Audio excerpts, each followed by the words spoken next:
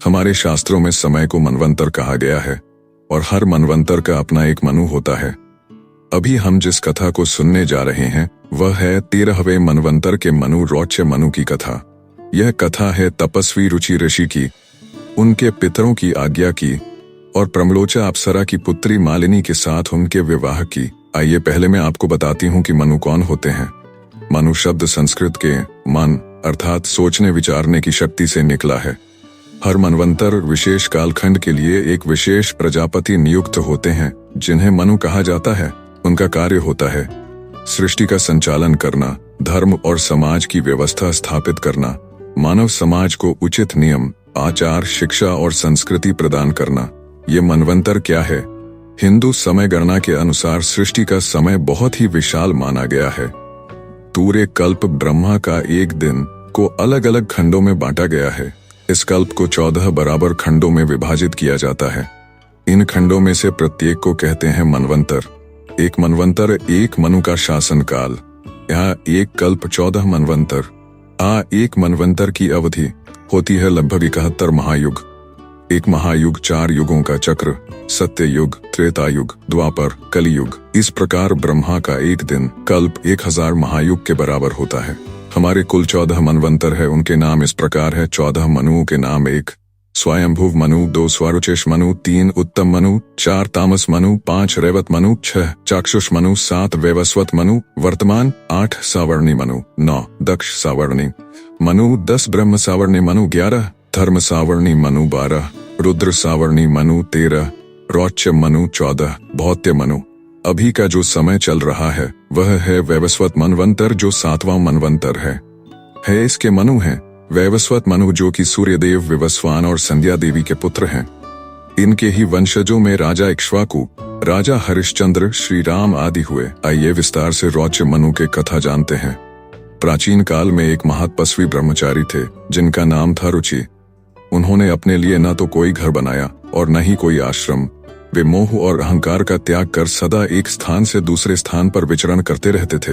वे दिन में केवल एक बार भोजन करते और रात को कहीं भी शयन कर लेते। इस प्रकार वे सभी आसक्तियों और भोगों से दूर ऋषि मुनियों की भांति जीवन बिता रहे थे। एक दिन उनके पितर प्रकट हुए और बोले, वत्स, वंश की वृद्धि के लिए तुम्हें विवाह करना ही होगा, तभी हमारी संतति आगे बढ़ेगी। पितरों की आज्ञा मानकर रुचि विवाह की इच्छा से स्थान स्थान पर भ्रमण करने लगे, किंतु उन्हें कोई योग्य कन्या देने को तैयार नहीं हुआ। उनका मन व्याकुल हो उठा। तब उन्होंने ब्रह्मा जी को प्रसन्न करने के लिए घोर तपस्या आरंभ कर दी।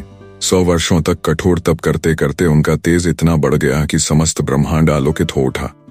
अंततः स्वयं ब्रह्मा जी उनके सामने प्रकट हुए और बोले, वत्स रुचि, मैं तुम्हारी तपस्या से प्रसन्न हूँ, मनोवांछित वर मांगो। रुचि हाथ जोड़कर बोले, भगवान, आप मुझे ऐसा वरदान दीजिए कि मेरी निर्धनता और वृद्धावस्था दूर हो जाए, साथ ही मुझे दिव्य गुणों से संपन्न एक श्रेष्ठ पत्नी प्राप्त हो, जिससे मैं अपने पितरों की अभिलाषा पूरी कर उन्हें सुखी रख सकूं और आपके आदेशानुसार प्रजा की सृष्टि कर सकूं। ब्रह्मा जी बोले, वत्स, मैं तुम्हें प्रजापति के पद पर प्रतिष्ठित करता हूं। तुम्हें प्रजा की सृष्टि का श्रेय प्राप्त होगा। जब तुम मोह और अहंकार का त्याग कर पितरों को प्रसन्न करोगे तभी ज्ञान और सिद्धि भी प्राप्त होगी। जब तुम विवाह करोगे तब तुम्हें एक योग्य पत्नी और एक तेजस्वी पुत्र प्राप्त होगा। यह कहकर ब्रह्मा जी अदृश्य हो गए। तब रुचि ने पितरों का पूजन किया और स्तोत्र पाठ किया। वे सूर्य और चंद्र का ध्यान करने लगे। तभी पितर पुनः प्रकट हुए और बोले, वत्स, वर मांगो। रुचि बोला, हे पितृगण, ब्रह्मा जी ने मुझे प्रजा की सृष्टि का कार्यभार सौंपा है, अतः मैं आपसे एक श्रेष्ठ पत्नी चाहता हूँ जिससे मैं आपकी अभिलाषा पूरी कर सकूं और ब्रह्मा जी की आज्ञा का पालन कर सकूं।